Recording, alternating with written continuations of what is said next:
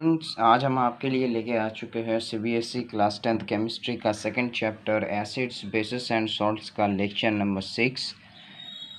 पिछले लेक्चर्स में हमने एसिड्स, उसके डिफरेंट रिएक्शंस, बेसिस, उसके डिफरेंट रिएक्शंस, इंडिकेटर्स और पीएच का importance of pH in everyday life, ये सभी चीज़ें हमने पढ़ा था, हमने समझा था और ये सभी चीज़ें हमने कवर अप कर लिया है।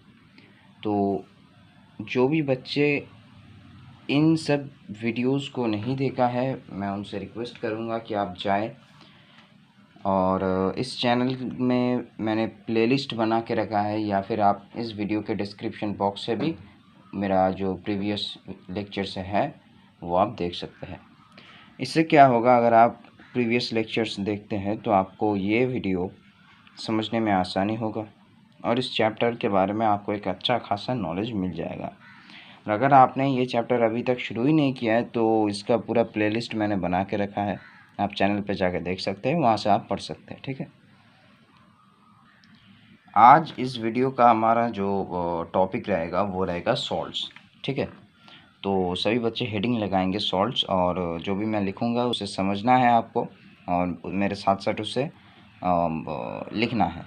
ठीक है, अच्छा, अब कभी आपने सोचा है कि ये जो सॉल्ट है, ये जो नमक हम खाते हैं, हम अपने खाना पकाने के लिए इसका इस्तेमाल करते हैं, तो ये आता कहाँ से है? ठीक है, इसका जो सोर्स है वो क्या है? सॉल्ट कितने प्रकार के होते हैं, ये सभी चीज़ें आज हम जानेंगे इस वीडियो में। ठीक है, तो सबसे पहले ये समझिए कि सॉल्ट बेसिकली है क्या। तो देखिए, सॉल्ट को अगर हम डिफ़ाइन करना चाहें तो हम इसे इस तरह से डिफ़ाइन कर सकते हैं कि सॉल्ट जो है वो बेसिकली प्रोडक्ट है एसिड और बेस के रिएक्शन का। यानी कि हमने जो न्यूट्रलाइजेशन रिएक्शन पढ़ा था अपने पिछले लेक्चर्स में, या फिर अगर आपने ये चैप्टर पढ़ा है तो आप ये जानेंगे कि न्यूट्रलाइजेशन रिएक्शन क्या होता है, कि एसिड और बेस का रिएक्शन होता है और उससे प्रोड्यूस होता है सॉल्ट। ठीक है, तो सॉल्ट बेसिकली है क्या? एसिड और बेस के रिएक्शन का जो प्रोडक्ट है वही है सॉल्ट। इसे हम इस तरह से डिफाइन कर सकते हैं। ठीक है, अब क्या होता है, कुछ सॉल्ट का जो पीएच है, ठीक है, पीएच हमने पढ़ा था प्रीवियस वीडियो में। ठीक है, अगर आपने नहीं पढ़ा है और अगर आप इस बारे में नहीं जानते हैं तो आप नीचे दिए हुए लिंक पे क्लिक कर सकते हैं। मैंने सभी वीडियोस का पार्ट दे दिया है और लेक्चर नंबर 5 में मैंने पीएच की इम्पोर्टेंस, और लेक्चर नंबर 1 में यानी कि जो इंट्रोडक्शन वाला वीडियो है उसमें मैंने पूरा पीएच पेपर को डिटेल में समझाया। ठीक है, तो आइए यहाँ पे समझते हैं। अब देखिए, पीएच मतलब सॉल्ट जो है उसका पीएच वैरी करता है, यानी कि सॉल्ट कब न्यूट्रल होगा, कब एसिडिक होगा, सॉल्ट कब बेसिक होगा, ये सभी हम देखते हैं। तो देखिए, अगर हम रिएक्शन करवाते हैं स्ट्रॉन्ग एसिड का और स्ट्रॉन्ग बेस का, किसका strong acid and strong base, अगर हम इन दोनों के बीच में रिएक्शन कराते हैं तो जो सॉल्ट प्रोड्यूस होगा उसका जो पीएच होगा वो होगा 7। यानी कि ये जो सॉल्ट है, ये सॉल्ट कैसा होगा? ये सॉल्ट होगा न्यूट्रल, ये सॉल्ट न्यूट्रल होगा। ठीक इसी तरह से अगर क्या हो जाए कि हम जो एसिड है, अगर हम एसिड स्ट्रॉन्ग एसिड लें, ठीक है, और जो बेस है हम वीक बेस लें, तो स्ट्रॉन्ग एसिड और वीक इनके रिएक्शन कराने से जो सॉल्ट हमें मिलेगा उसका जो पीएच होगा वो 7 से कम होगा। यानी कि ये जो सॉल्ट होगा वो सॉल्ट एसिडिक होगा। क्या होगा? Salt acidic, salt is acidic. समझे? और अगर हम रिएक्शन कराते हैं वीक एसिड और स्ट्रॉन्ग बेस के बीच में, तो जो सॉल्ट प्रोड्यूस होगा वो बेसिक होगा। ठीक है, यानी कि उस सॉल्ट का जो pH है वो 7 से ज़्यादा होगा। समझे? अब इसे समझे। सॉल्ट्स को क्लासिफाई किया गया है डिफरेंट फैमिलीज़ पे। उनमें कौन सा कॉमन आयन प्रेजेंट है इसके ऊपर बेस करके, यानी कौन से सॉल्ट में कौन सा कॉमन आयन है इसके ऊपर बेस करके सॉल्ट्स को डिफरेंट फैमिलीज़ में डिवाइड किया गया है। ठीक है, सॉल्ट्स को डिफरेंट फैमिलीज़ में डिवाइड किया गया है। जैसे कि यहाँ पे आप देख सकते हैं sulphate family, chloride family, nitrate family and carbonate family. ठीक है, तो सल्फेट फैमिली में वो सॉल्ट्स इंक्लूडेड है जिनमें क्या है, विच कंटेन SO4 2-, यानी कि sulphate ion as common group, जिनमें कॉमन ग्रुप के तौर पे कौन सा आयन प्रेजेंट है, सल्फेट आयन। यानी कि सल्फेट आयन, ये जो सॉल्ट का फैमिली है, ये जो सल्फेट फैमिली है, इसमें जितने भी सॉल्ट्स बिलोंग करते हैं उन सभी में सल्फेट आयन मौजूद है। ठीक है, सल्फेट आयन इन सभी में कॉमन ग्रुप है। जैसे कि एग्जांपल के तौर पे आप यहाँ पे देख सकते हैं कि सोडियम सल्फेट Na2SO4, यहाँ पे आप देख सकते हैं कि सल्फेट आयन कॉमन है। मैग्नीशियम सल्फेट, यहाँ पर भी सल्फेट आयन कॉमन है। ठीक उसी तरह से क्लोराइड फैमिली की अगर हम बात करते हैं तो आप यहाँ पे देख सकते हैं कि इस फैमिली में वो सभी सॉल्ट्स इंक्लूडेड है जिनमें chloride ion as a common group मौजूद है, जैसे कि आप देख सकते हैं सोडियम क्लोराइड, इसमें chloride ion as a common group मौजूद है। ठीक है, और पोटेशियम क्लोराइड। तो ये इनके एग्जाम्पल्स हो गए। उसी तरह से नाइट्रेट फैमिली में जो सॉल्ट्स इंक्लूडेड है या फिर जो सॉल्ट्स नाइट्रेट फैमिली से बिलोंग करते हैं उनमें ये नाइट्रेट आयन कॉमन होता है। ठीक है, nitrate ion as a common group वहाँ पे मिलता है, जैसे कि example sodium nitrate and potassium nitrate. ठीक है, और इसी तरह से ही अगर हम कार्बोनेट फैमिली की बात करें तो इसमें जो सॉल्ट्स इस फैमिली से बिलोंग करते हैं उनमें कार्बोनेट ग्रुप या फिर कह सकते हैं कार्बोनेट आयन जो है वो कॉमन ग्रुप के तौर पे रहता है। ठीक है, कार्बोनेट आयन इसमें कॉमन ग्रुप के तौर पे मौजूद होता है, यानी कि इस फैमिली में जितने भी सॉल्ट्स है उसमें उस सभी में कार्बोनेट आयन कॉमन है, जैसे कि सोडियम कार्बोनेट हो गया और मैग्नीशियम कार्बोनेट, इसके 2 एग्जाम्पल्स हो गए। ठीक है, यहाँ तक बात यहाँ तक समझ में आया है? तो चलिए आगे बढ़ते हैं। तो भाइयों, आगे बढ़ने से पहले आपको एक छोटा सा कंसेप्ट मैं समझा देता हूँ कि एसिड रेडिकल क्या होता है और बेसिक रेडिकल क्या होता है। ये जो कंसेप्ट है ये ज़्यादा इस्तेमाल होता है आपके हायर क्लासेस में। ठीक है, वहाँ पे आपको आप जब केमिस्ट्री की प्रैक्टिकल करेंगे, ठीक है, तो केमिस्ट्री की प्रैक्टिकल में इसका इस्तेमाल बहुत ज़्यादा होता है। समझे? तो इसे हम एक एग्जाम्पल की मदद से समझते हैं। जैसे कि हमें पता है कि जो न्यूट्रलाइजेशन रिएक्शन है, यानी कि जब हम एसिड और बेस का रिएक्शन कराते हैं तो सॉल्ट और वाटर प्रोड्यूस होता है, यही है न्यूट्रलाइजेशन रिएक्शन। ठीक है, तो हम क्या करते हैं कि एक एग्जाम्पल ले लेते हैं, एक रिएक्शन लिख लेते हैं। तो प्यारे बच्चों, आप इस रिएक्शन में देख सकते हैं कि हमने यहाँ पे क्या किया है कि सोडियम हाइड्रोक्साइड के साथ हाइड्रोक्लोरिक एसिड का रिएक्शन किया है, जिससे हमें मिला है सोडियम क्लोराइड और वाटर। तो एसिड रेडिकल और बेसिक रेडिकल क्या है कि ये जो पॉजिटिवली चार्ज्ड कैटायन है सॉल्ट का, ये हमारा क्या है, ये जो सोडियम क्लोराइड है ये सॉल्ट है, तो ये तो सॉल्ट है। तो ये जो सॉल्ट यहाँ पे बना है, इस सॉल्ट का जो पॉजिटिवली चार्ज्ड कैटायन है, यानी कि यहाँ पे पॉजिटिवली चार्ज कैटायन कौन है, सोडियम। तो ये जो पॉजिटिवली चार्ज्ड कैटायन है ये आया कहाँ से है, ये आया है इस बेस से। अगर आप ध्यान से देखें तो ये जो पॉजिटिवली चार्ज्ड कैटायन है ये आया है इस बेस से। ठीक है, तो ये जो सोडियम है ये जो Na+ है ये है basic radical.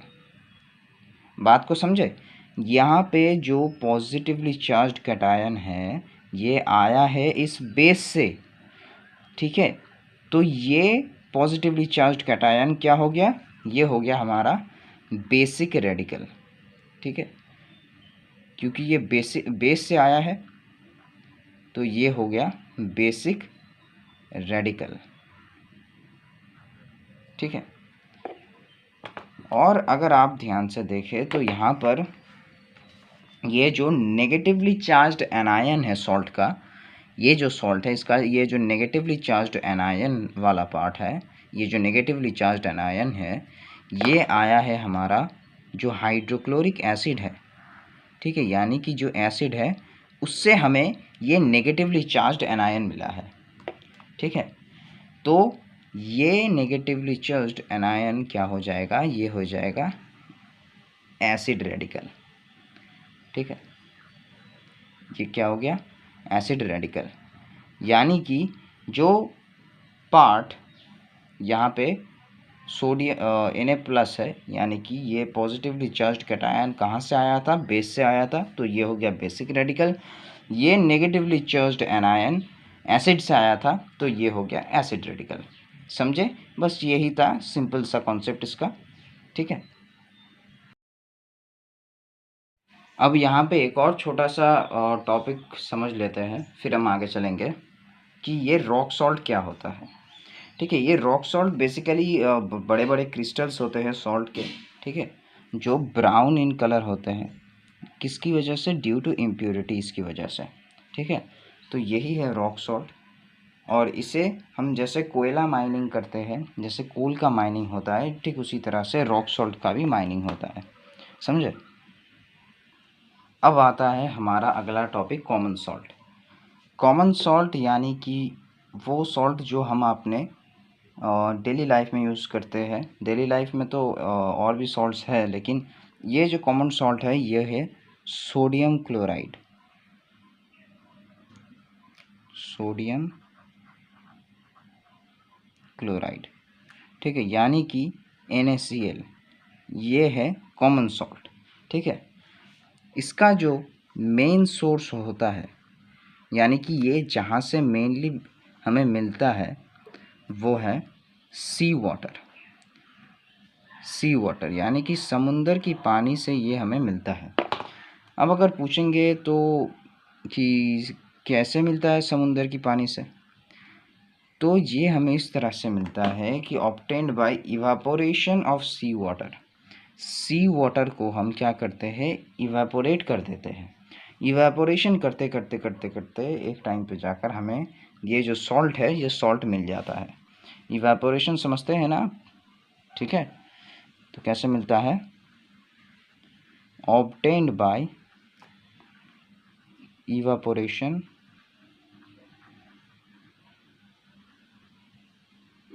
Of sea water, ठीक है। सी वाटर यानी कि समुंदर की पानी का इवापोरेशन करके हमें ये जो कॉमन सॉल्ट है यानी कि ये जो सोडियम क्लोराइड है हमें ये मिलता है, ठीक है। अब एक और चीज़ यहाँ पे आप याद कर लीजिएगा कि जो क्रूड सोडियम क्लोराइड है, जो क्रूड सोडियम क्लोराइड है वो हमें मिलता है ब्राइन का क्रिस्टलाइजेशन करके, ठीक है। वो हमें कैसे मिलता है, is obtained by crude sodium chloride is obtained by crystallisation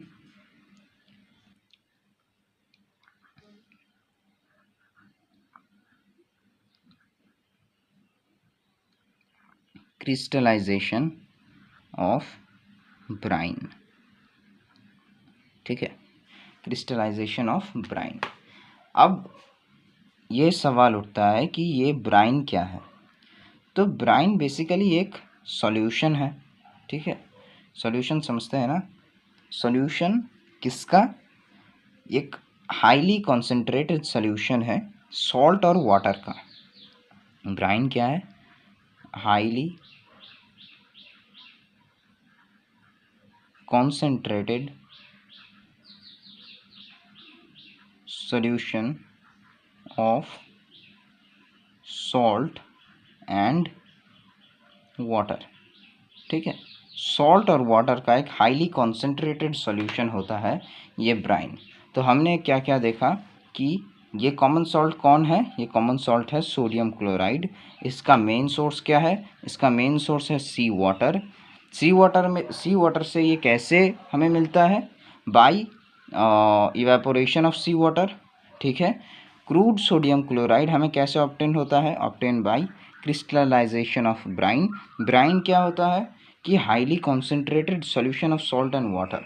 salt और वाटर का हाईली, बहुत ज़्यादा कॉन्सेंट्रेटेड सॉल्यूशन है क्या, ये जो ब्राइन है ये हाईली कॉन्सेंट्रेटेड सॉल्यूशन है सॉल्ट एंड वाटर का। ठीक है, अब आता है हमारा next topic sodium hydroxide. Sodium hydroxide यानी कि NaOH। ठीक है, इसे हम कॉमनली क्या कहते हैं, इसे हम कॉमनली कहते हैं कॉस्टिक सोडा। ठीक है, आपने कॉस्टिक सोडा का नाम सुना होगा।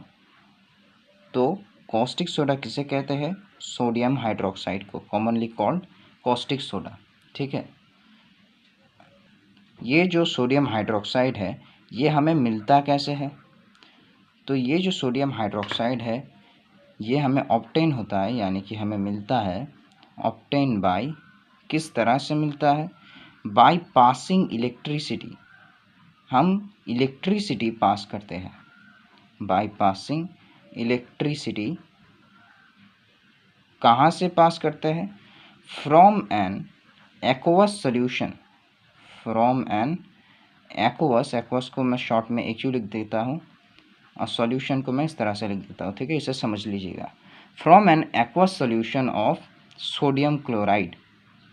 ठीक है, from an aqueous solution of sodium chloride यानी कि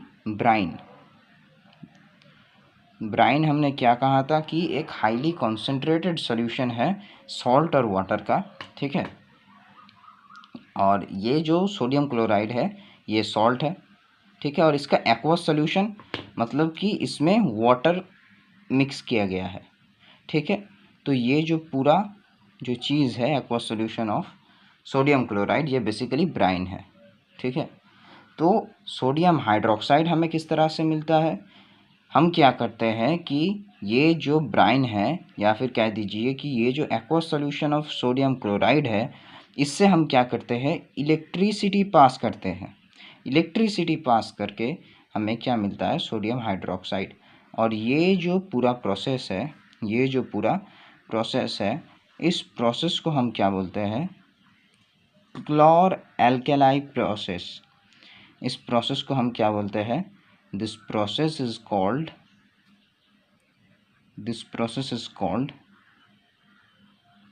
क्लोर एल्केलाई प्रोसेस। ठीक है, क्लोर एल्केलाई प्रोसेस, इस प्रोसेस को हम क्या बोलते हैं, क्लोर एल्केलाई प्रोसेस। क्लोर मतलब होता है क्लोरीन, क्लोर मतलब क्या होता है, क्लोरीन। और एल्केलाई का मतलब, एल्केलाई क्या है, एल्केलाई हमने पढ़ा था कि एल्केलाई बेसिकली क्या होता है, वो बेसेस होते हैं। एल्केलाई बेस होता है, किस तरह का बेस, ऐसा बेस जो वाटर में डिज़ोल्व हो जाता है उसे हम एल्केलाई बोलते हैं। ठीक है, यहाँ पे एल्केलाई है सोडियम हाइड्रोक्साइड। ठीक है, यहाँ पर ये जो क्लोरीन गैस है, ठीक है, ये जो सोडियम हाइड्रोक्साइड बनने का एक प्रोसेस होता है वो अभी मैं आपको दिखाता हूँ। ठीक है, इससे पहले आप ये समझ लीजिए कि इस प्रोसेस में क्या होता है, क्लोरीन गैस रिलीज होता है और हाइड्रोजन गैस रिलीज़ होता है। तो ये जो क्लोरीन गैस ये कहाँ से रिलीज़ होता है, तो ये जो क्लोरीन गैस है Cl गैस comes out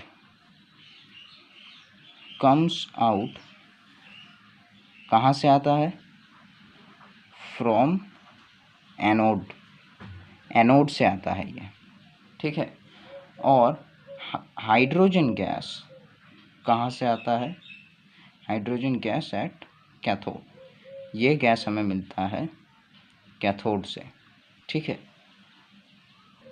और एक और चीज़ बनता है कैथोड पे, ठीक है, यानी कि कैथोड के पास, वो है सोडियम हाइड्रोक्साइड का सॉल्यूशन, ठीक है। सोडियम हाइड्रोक्साइड का सॉल्यूशन बनता है, फॉर्म्स नियर कैथोड, ठीक है। तो सोडियम हाइड्रोक्साइड को बनाने की जो प्रोसेस है उसका एक डायग्राम कह सकते हैं, ठीक है, आपके एनसीईआरटी में दिया हुआ है। यहाँ से आप लोग देख सकते हैं कि यहाँ पर क्या किया गया है कि ये जो दो है ये इलेक्ट्रोड है, ठीक है, और इन इलेक्ट्रोड को कनेक्ट किया गया है बैटरी के साथ। इसको कनेक्ट किया गया है इस बैटरी के पॉजिटिव टर्मिनल के साथ, इसको कनेक्ट किया गया है नेगेटिव टर्मिनल के साथ, ठीक है। तो ये वाला है कैथोड और ये वाला है एनोड, ठीक है। यहाँ से हम क्या कर रहे हैं कि ब्राइन एंटर कर रहे हैं। ब्राइन हमने अभी समझा था कि highly concentrated solution of salt and water, ठीक है। तो यहाँ पे पूरा जो प्रोसेस चलता है, ठीक है। और ये जो एनोड है, इस एनोड के पास से हमें मिलता है क्लोरीन गैस, ठीक है। और ये क्लोरीन गैस किन किन चीज़ों में इस्तेमाल होता है, ये आप देख सकते हैं कि वाटर ट्रीटमेंट में इस्तेमाल होता है, ठीक है। फिर डिसइंफेक्टेंट्स में इस्तेमाल होता है, स्विमिंग पूल पे इस्तेमाल होता है, ठीक है। और यहाँ से यानी कि कैथोड के पास से निकलता है हाइड्रोजन गैस। ये हाइड्रोजन गैस फ्यूल के तौर पे इस्तेमाल होता है, ठीक है। अमोनिया में इस्तेमाल होता है फर्टिलाइज़र के बनाने के लिए, ठीक है। और कैथोड के ठीक जो यानी कि जो इलेक्ट्रोड लगा हुआ होता है उसके ठीक इस एक जगह से क्या मिलता है हमें, सोडियम हाइड्रोक्साइड मिलता है, ठीक है। सोडियम हाइड्रोक्साइड मिलता है और इसका यूजेस जो है वो हम अभी आगे पढ़ेंगे, समझे। यहाँ पर आपके एनसीईआरटी में सोडियम हाइड्रोक्साइड के प्रिपरेशन का एक रिएक्शन दिया हुआ है कि यहाँ पे आप देख सकते हैं कि 2NaCl रिएक्ट कर रहा है H2O के साथ, यानी कि 2H2O, यानी कि ये इसे हमने बैलेंस किया है, ठीक है। बैलेंसिंग ऑफ केमिकल इक्वेशन आपने अपना जो इसका पहला चैप्टर है केमिकल रिएक्शंस एंड इक्वेशंस, वहाँ पे आपने सीखा होगा। अगर ना सीखा है तो हमारे चैनल में उसका वीडियो मैंने दे रखा है, तो आप चैनल के एकदम चैनल पर जाके चेक कर सकते हैं, आपको मिल जाएगा, ठीक है, how to balance a chemical equation, ठीक है। तो सोडियम क्लोराइड और वाटर का हमने रिएक्शन कराया है, उसमें हमने इलेक्ट्रिसिटी पास किया है, जहाँ से हमको सोडियम हाइड्रोक्साइड मिला है, हाइड्रोजन गैस मिला है और हमें क्लोरीन गैस मिला है, ठीक है। ये जो सोडियम क्लोराइड है ये क्या है, ब्राइन है। हमने अभी यहाँ पे पढ़ा था कि aqueous solution of sodium chloride, ठीक है। तो ये बेसिकली यही चीज़ है, यानी कि सोडियम क्लोराइड और एक्वस सॉल्यूशन का मतलब मैंने क्या कहा था कि इसमें वाटर हम ऐड कर देंगे, तो ये वाटर ऐड किया, फिर हमने यहाँ पे इलेक्ट्रिसिटी पास किया, तो हमें सोडियम हाइड्रोक्साइड, हाइड्रोजन गैस और क्लोरीन गैस मिला, समझे। तो ये रिएक्शन आपको समझकर याद कर लेना है, ठीक है। एक और चीज़ कि यहाँ पर ये जो तीनों प्रोडक्ट मिलते हैं, ठीक है, chlorine, hydrogen and sodium hydroxide, ये तीनों के तीनों प्रोडक्ट ही, ठीक है, यूज़फुल है।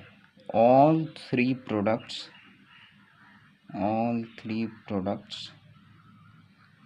Are useful. जैसे कि अभी हमने क्लोरीन का यूजेस देखा, ठीक है, क्या क्या यूजेस था। वाटर ट्रीटमेंट में इस्तेमाल किया जाता है, स्विमिंग पूल पे इस्तेमाल किया जाता है। हाइड्रोजन का हमने यूजेस देखा कि फ्यूल में इस्तेमाल किया जाता है, फर्टिलाइज़र बनाने के लिए इस्तेमाल किया जाता है। और सोडियम हाइड्रोक्साइड के यूजेस अभी हम आगे पढ़ेंगे, ठीक है। अब यहाँ पर सोडियम हाइड्रोक्साइड का कुछ प्रॉपर्टीज़ समझ लेते हैं। जैसे कि सोडियम हाइड्रोक्साइड का जो मेल्टिंग पॉइंट रहता है वो है 591 केल्विन, 591 केल्विन, यानी कि 318 डिग्री सेल्सियस, ठीक है। ये वाटर में भी सॉल्यूबल है और अल्कोहल में भी सॉल्यूबल है, ठीक है। जब इसे हम वाटर में डिज़ोल्व करते हैं तो तब क्या होता है कि हीट इवॉल्व होता है due to formation of hydrate की फॉर्मेशन के वजह से यहाँ पर हीट इवॉल्व होता है, ठीक है। क्या होता है कि heat is evolved due to formation of hydrates. ठीक है, और इसका क्या होता है कि सोपी एंड बिटर टेस्ट। ठीक है, ये साबुन टाइप सा होता है और इसका टेस्ट जो है वो बिटर होता है। ठीक है, अब यहाँ पे सोडियम हाइड्रोक्साइड का यूजेस देख लीजिए। ठीक है, यहाँ पे सोडियम हाइड्रोक्साइड के बहुत से यूजेस है। यहाँ पे मैंने कुछ यूजेस आपको दे रखे हैं। कहाँ पे यूज़ होता है? In preparation of soda lime. Soda lime के प्रिपरेशन में इसका इस्तेमाल किया जाता है। इन रिफाइनिंग ऑफ पेट्रोलियम, पेट्रोलियम की रिफाइनिंग में, यानी कि पेट्रोलियम को हम पेट्रोल को जब हम निकालते हैं तो ये रॉ फॉर्म में होता है, यानी कि इसमें और भी तरह तरह के, ठीक है, वेस्ट प्रोडक्ट्स या फिर तरह तरह के ऐसी चीज़ें इसके साथ मिक्स हुआ होता है कि जिसकी हमें ज़रूरत नहीं होता। तो उन सब चीज़ों को बाहर निकालने को हम रिफाइनिंग कहते हैं। ठीक है, मतलब कि पेट्रोल जो है, पूरा प्योर पेट्रोल जो है, उससे हम अलग करते हैं ये रिफाइनिंग की मदद से। उस प्रोसेस को हम रिफाइनिंग कहते हैं। तो रिफाइनिंग ऑफ पेट्रोलियम में सोडियम हाइड्रोक्साइड का इस्तेमाल होता है और वेजिटेबल ऑयल में इसका उपयोग किया जाता है। ठीक है, and in purification of bauxite and aluminium, bauxite जो होता है और एल्यूमिनियम, इनके प्यूरिफिकेशन में, ठीक है, इनको प्यूरिफाई करने के लिए ये जो सोडियम हाइड्रोक्साइड है इसका इस्तेमाल किया जाता है। तो ये यूजेस आपको याद रखने हैं। ठीक है, क्योंकि कभी कभार सॉल्ट का नाम देकर एग्ज़ाम पे यूजेस भी पूछ लेते हैं। ठीक है, अब आता है हमारा नेक्स्ट टॉपिक, ब्लीचिंग पाउडर। ठीक है, ब्लीचिंग क्या है? ब्लीचिंग जो प्रोसेस है वो क्या है कि कपड़ों से कलर रिमूव करके कपड़ों को और भी ज़्यादा वाइटर बनाने की जो प्रोसेस है उसे हम ब्लीचिंग कहते हैं। ठीक है, और ब्लीचिंग पाउडर जो है इसे हम इसी प्रोसेस के लिए इस्तेमाल करते हैं, ये तो आपको पता ही होगा। तो देखें भाई, इसे हम प्रोड्यूस करते हैं जिस प्रोसेस से या फिर जिस मेथड से, ठीक है, उसका नाम है हेज़न क्लीवर मेथड। क्या नाम है? हेज़न क्लीवर मेथड। यानी कि ये ब्लीचिंग पाउडर मैन्युफैक्चर होता है इस मेथड के ज़रिए। यहाँ पर क्या होता है कि जो क्लोरीन गैस, क्लोर एल्केलाई प्रोसेस में जो क्लोरीन गैस प्रोड्यूस हुआ था, ठीक है, उसी की हम यूज़ करते हैं ये जो ब्लीचिंग पाउडर को बनाने के लिए। ठीक है, यानी कि यहाँ पर जो मेन चीज़ें हैं, एक तो वो हो गया क्लोरीन गैस, और एक और चीज़ जो, यानी कि जो रॉ मटेरियल्स की मैं बात कर रहा हूँ कि रॉ मटेरियल समझते हैं ना, कि जो मेन कंपोनेंट्स जिसकी ज़रूरत होती है कोई भी चीज़ बनाने के लिए। ठीक है, तो यहाँ पे रॉ मटेरियल्स मेनली है क्लोरीन गैस, और स्लेक्ट लाइम का भी यहाँ पे उपयोग किया जाता है। ठीक है, तो पहले प्रोसेस समझ लेते हैं। प्रोसेस को देखिए कि जो क्लोरीन गैस प्रोड्यूस होता है, जो क्लोरीन गैस प्रोड्यूस होता है कहाँ? ड्यूरिंग क्लोर एल्केलाई प्रोसेस के दौरान जो क्लोरीन गैस प्रोड्यूस होता है वही क्लोरीन गैस हम यूज़ करते हैं in production of bleaching powder. Bleaching powder produce करने के लिए वही क्लोरीन गैस हम इस्तेमाल करते हैं। ठीक है, यहाँ पर यानी कि इस प्रोसेस में, ब्लीचिंग पाउडर बनाने की प्रोसेस में जो रॉ मटेरियल का उपयोग किया जाता है, जो रॉ मटेरियल का उपयोग किया जाता है, पहला है स्लेक्ट लाइम। पहला क्या है? Slaked lime. Slaked lime, LIME, slaked lime यानी कि कैल्शियम हाइड्रोक्साइड। ठीक है, इसका फॉर्मूला याद है ना आपको? स्लेक्ट लाइम यानी कि कैल्शियम हाइड्रोक्साइड और क्लोरीन गैस, ये दो रॉ मटेरियल्स यहाँ पे इस्तेमाल होता है। यहाँ पे कौन सा मेथड मतलब ये जो मेथड है इसका नाम क्या है? हेज़न क्लीवर मेथड। हमने अभी पढ़ा है हेज़न क्लीवर मेथड। और यहाँ पे रॉ मटेरियल इस्तेमाल होता है जो वो है स्लेक्ट लाइम और क्लोरीन गैस। ठीक है, ये जो ब्लीचिंग पाउडर है इसका जो फॉर्मूला होता है वो है CaOCl2, ठीक है, CaOCl2 यानी कि कैल्शियम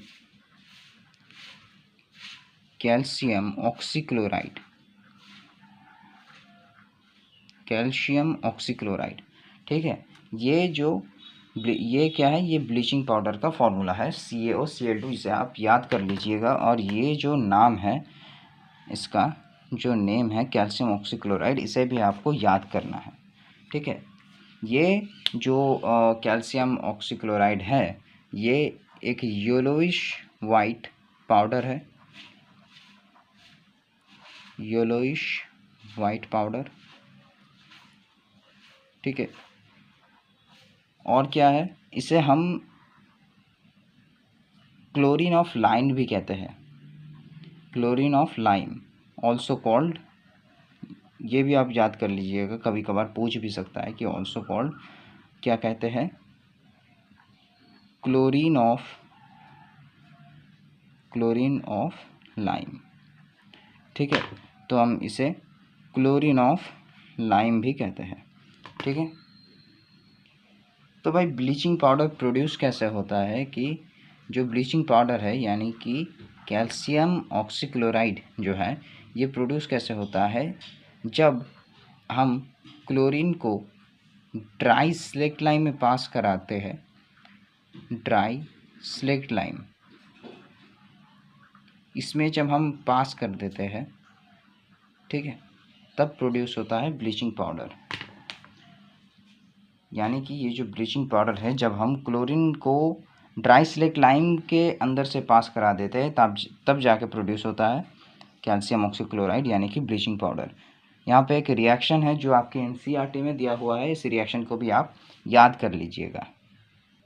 तो ये है वो रिएक्शन जिसे आपको याद करना है। पिछला जो रिएक्शन मैंने आपको याद करने को बोला था वो भी याद करना है और ये भी याद करना है। कभी कभी क्या होता है कि रिएक्शंस भी पूछ लेते हैं, ठीक है, तो आपको ये याद रखना है। अब आप इसके यूजेस को ज़रा याद कर लीजिएगा। यहाँ पे इसके यूजेस को थोड़ा सा देख लें कि कहाँ पे इस्तेमाल होता है। For bleaching cotton and लाइनन in textile industry, तो ये टेक्सटाइल इंडस्ट्री में यूजेस होता है ब्लीचिंग करने के लिए। ब्लीचिंग अभी आपको समझाया था मैंने कि the process of removing colour, किसी भी कपड़े से या फिर मतलब कोई चीज़ से कलर को रिमूव करना और उसे और भी ज़्यादा वाइटर बनाना, ये जो प्रोसेस है इसे हम ब्लीचिंग कहते हैं, ठीक है। तो bleaching for bleaching cotton and लाइनन in textile industry, यानी टेक्सटाइल इंडस्ट्री में इसका उपयोग होता है, ठीक है। पेपर इंडस्ट्री में इसका उपयोग होता है फॉर ब्लीचिंग वुड पल्प, ठीक है। लॉन्ड्री में इसका इस्तेमाल होता है, ठीक है। और कहाँ पे इस्तेमाल होता है, for as disinfect for drinking water, ठीक है। ड्रिंकिंग वाटर में यानी कि हम जो पानी पीते हैं उसमें जर्म्स वगैरह को मारने के लिए, ठीक है, ये जो ब्लीचिंग पाउडर है इसका इस्तेमाल किया जाता है। और ऑक्सीडाइजिंग एजेंट में, ऑक्सीडाइजिंग एजेंट के तौर पर इसे इस्तेमाल किया जाता है। ऑक्सीडाइजिंग एजेंट यानी कि ऐसा सब्सटेंस जो ऑक्सीडाइज करवाता है, ठीक है, ऐसा सब्सटेंस जो किसी की ऑक्सीडाइजेशन करवाता है वो है ऑक्सीडाइजिंग एजेंट, ठीक है। और क्या, प्रिपरेशन ऑफ क्लोरोफॉर्म, ये जो है ये लाइन एक इम्पॉर्टेंट लाइन है कि प्रिपरेशन ऑफ क्लोरोफॉर्म, मतलब यहाँ से आप कुछ चीज़ें याद रखिएगा कि टेक्सटाइल इंडस्ट्री में एक तो इसका इस्तेमाल होता है, पेपर इंडस्ट्री में इस्तेमाल होता है, लॉन्ड्री में ड्रिंकिंग वाटर को प्योरीफाई करने के लिए ऑक्सीडाइजिंग एजेंट के तौर पे, और प्रिपरेशन ऑफ क्लोरोफॉर्म। भाई आपको मतलब आप सिर्फ इसे समझ ले तो आपको याद रखने की भी ज़रूरत नहीं पड़ेगा, आपको ऑटोमेटिकली ये याद हो जाएगा।